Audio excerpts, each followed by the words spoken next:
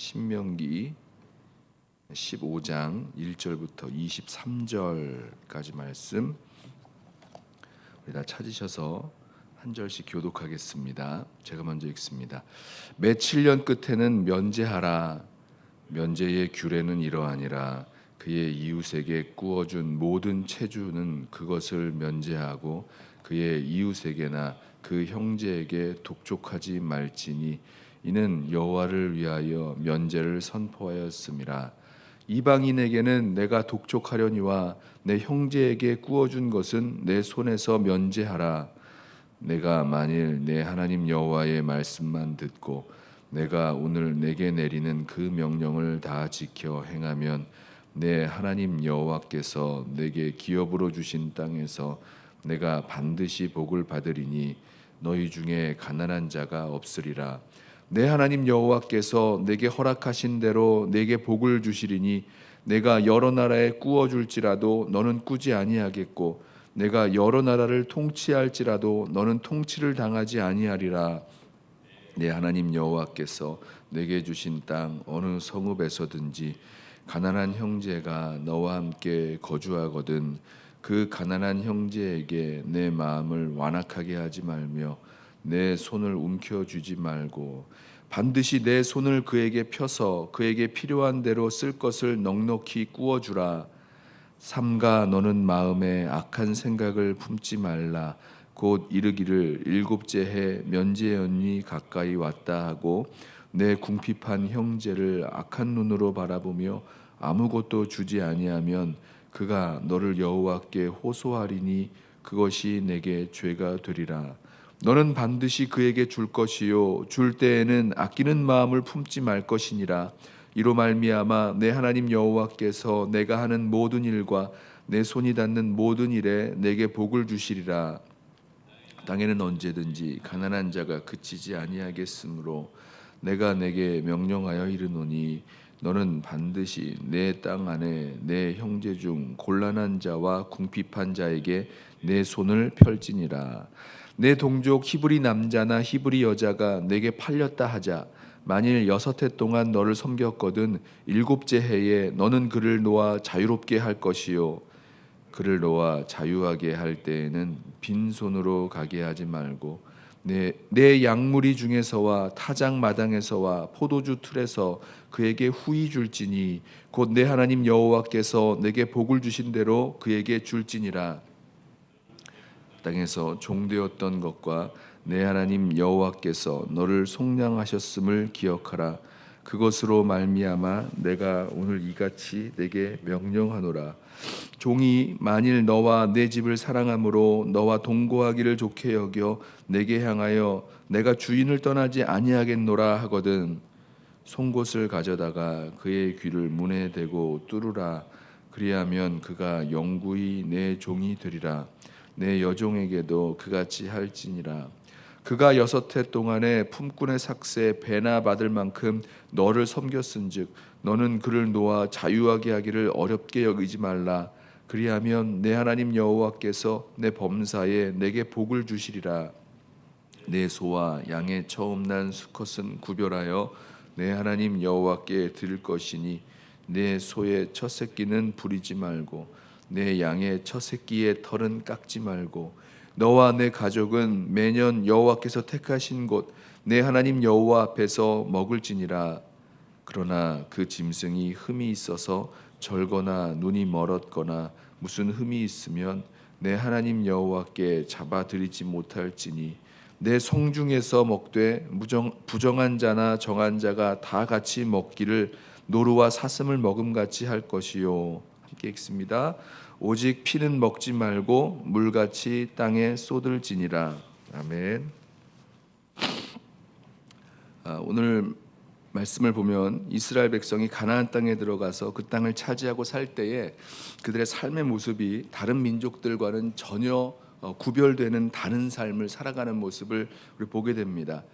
구별된 삶, 거룩한 삶, 그리고 하나님이 어떤 하나님이신지를 드러내는 삶을 그 땅 가운데서 살아가는 거죠. 그 중에 하나가 이스라엘 백성의 그 경제에 있어서 이 어떻게 살아가야 될지에 대해서도 말씀하시는데요.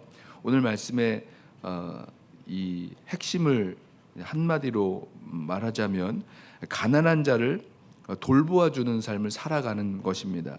가난한 자를 돌보아 주되 이 돌보아 주는 삶이 굉장히 적극적으로 이루어지는 모습을 보게 됩니다. 빚진 자, 또 가난한 자, 또 종된 자. 이 종된 사람도 마찬가지죠. 왜 종이 되는 겁니까? 가난해서 그렇게 된 거죠.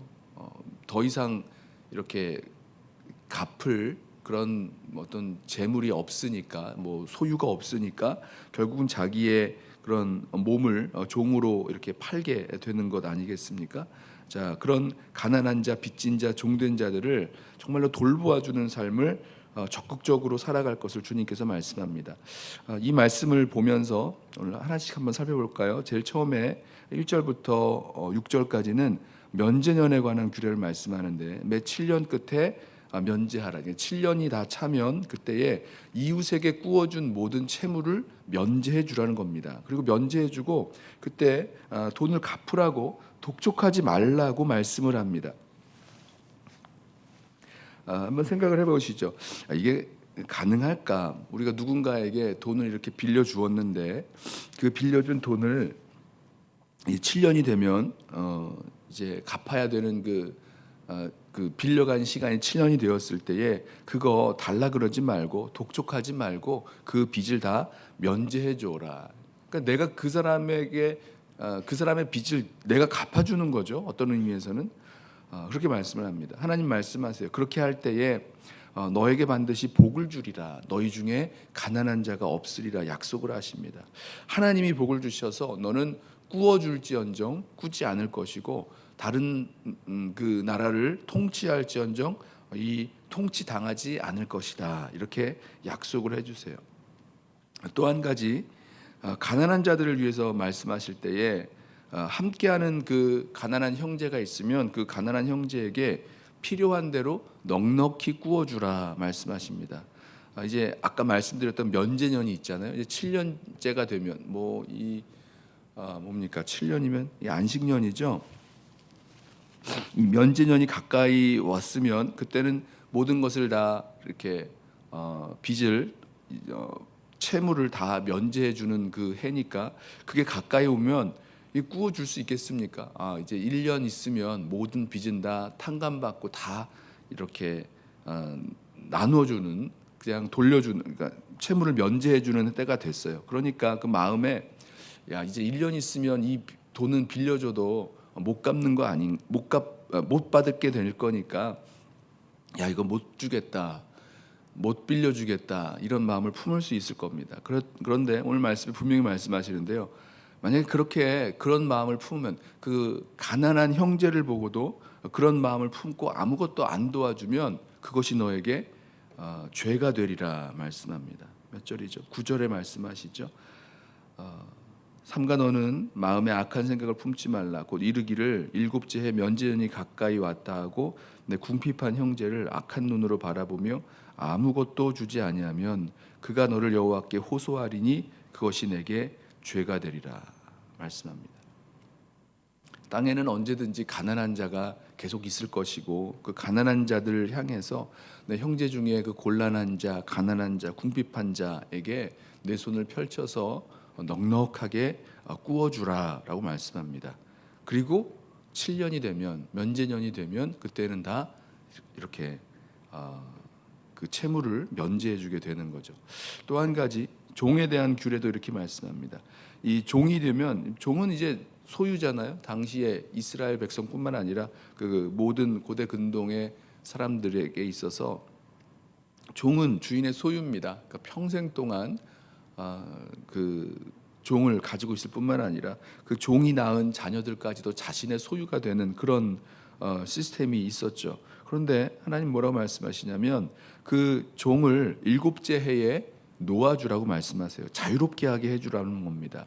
그리고 자유롭게 해줄 뿐만 아니라 그 종이 자유롭게 될 때에 일곱째 해가 돼서 그를 자유롭게 할 때에 빈손으로 보내지 말고 그동안 하나님 앞에 받은 그 모든 복을 근거로 아주 후히 손에 들려서 보내주어라 라고 말씀합니다.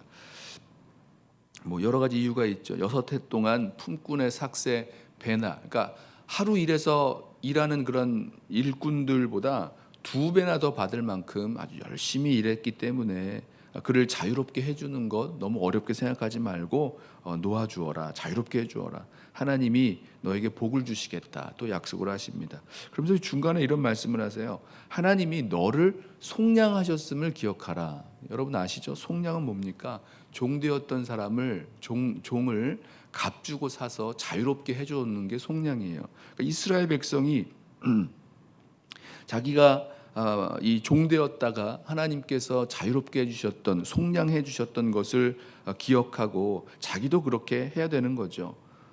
7째 해에 그 종들을 자유롭게 해라라고 말씀을 하십니다. 저는 오늘 이 말씀을 묵상하면서 이스라엘 백성이 가나안 땅에 들어가서 그 땅에서 살아갈 때 정말 이렇게 살아간다면 그 주위에 있는 모든 민족이 보고요, 야 정말 놀랬겠다. 어떻게 이럴 수가 있지? 이렇게 생각했을 것 같습니다. 아무리 빚을 많이 진 사람도 매 7년 그 면제년이 되면 그 빚을 다 탕감을 해줍니다. 또 가난한 형제가 있는데 그 가난한 형제에게 빚을 탕감해 줄 수 있음에도 불구하고 언제나 넉넉하게 구워줍니다. 또 종이 된다고 해서 일평생 또 자자손손 종으로 살아가는 것이 아니라 7째 해가 되면 그 종을 자유롭게 풀어주되 그 종에게 그동안 일한 것의 품삯까지라도 다 쳐서 아주 넉넉하게 손에 들려서 나아가게 해준다는 겁니다. 자, 이렇게 가난한 자, 빚진 자, 종된 자 이런 사람들을 이만큼 사랑하고 살펴주고 돌보아주는 그런 공동체가 바로 하나님께서 이스라엘 백성이 하나님께서 그들을 구원하여 그 땅 가운데 살게 하신 그 이스라엘 백성이 그렇게 살아가야 된다는 거죠. 지금 우리가 이런 모습으로 살아갈 수 있을까? 빚의 개념이 좀 달라졌죠. 예전에는 오늘 성경에 나온 것처럼 가난 때문에서 진 빚 이런 것들도 있지만 꼭 지금 시대는 그런 빚만 있는 게 아니라 어떤 비즈니스를 하기 위해서 아니면 더 많은 그런 일들을 해보기 위해서 이렇게 투자하는 개념에서의 그런 빚 같은 것도 있지 않습니까? 빚의 개념이 분명히 달라졌어요. 하지만 여전히 우리들 가운데 이렇게 오늘 말씀처럼 땅에서는 언제든지 가난한 자가 그치지 아니하겠다라고 말씀하시고 있는 그 모습 그대로 여전히 가난한 자, 빚진 자, 그리고 종은 없는 시대를 살아가지만 마치 종처럼 살아갈 수밖에 없는 그런 사람들이 이 시대에도 있다는 것을 우리가 알고 있습니다. 우리 가운데, 우리 성도들 가운데 경제학을 공부하고 우리 이 시대의 그런 경제적인 시스템을 알고 만들어가는 그런 부분에 있는 성도들이라면 오늘 이 신명기 15장에 나오는 이 말씀처럼 하나님께서 대체 무엇을 원하시는지에 대해서 우리 주의 깊게 생각하고 우리의 이 경제적인 그런 부분들도 좀 만들어가야 될 것이고요. 하나 분명한 것은요, 이런 가난한 자, 빚진 자, 종된 자들을 향해서 하나님께서 우리가 하나님께 받은 그 은혜대로 하나님께 받은 그 구원과 속량의 은혜만큼 우리가 적극적으로 그 가난한 자들을 돌보는 삶을 살기를 원하신다라는 것입니다. 우리 가운데 부자이신 분들도 있지만 가난한 그런 상태에 있는 분들도 있죠. 또 빚 가운데 힘들어하는 분들도 있죠. 여러분, 이 문제에 대해서 우리가 이 오늘 신명기 15장에 나오는 이 말씀대로 문자적으로 그대로 우리들 가운데 적용할 수는 없습니다만은 우리가 분명히 이 말씀에 담겨 있는 그 뜻대로 정말로 가난한 사람들을 또 빚진 자들을 또 종된 자들을 돌보아 줄 수 있는 그 삶을 우리 교회 공동체 안에서도 적어도 우리 교회 공동체 안에서는 살아가야 되지 않는가라는 생각을 해보게 됩니다. 아무쪼록 오늘 말씀을 기억하시면서 우리 가운데 가난한 형제, 어려운 형제, 자매 보여질 때에 그들을 어떻게 도울 것인지 소극적으로 돕는 게 아니라 더 적극적으로 사랑하고 섬기고 우리 것을 나누어 줄 수 있는 또 꾸어 줄 수 있는 그런 저와 여러분 되시기를 예수님의 이름으로 부탁하며 축원합니다. 기도하겠습니다. 사랑하는 주님, 주님께서 주의 백성을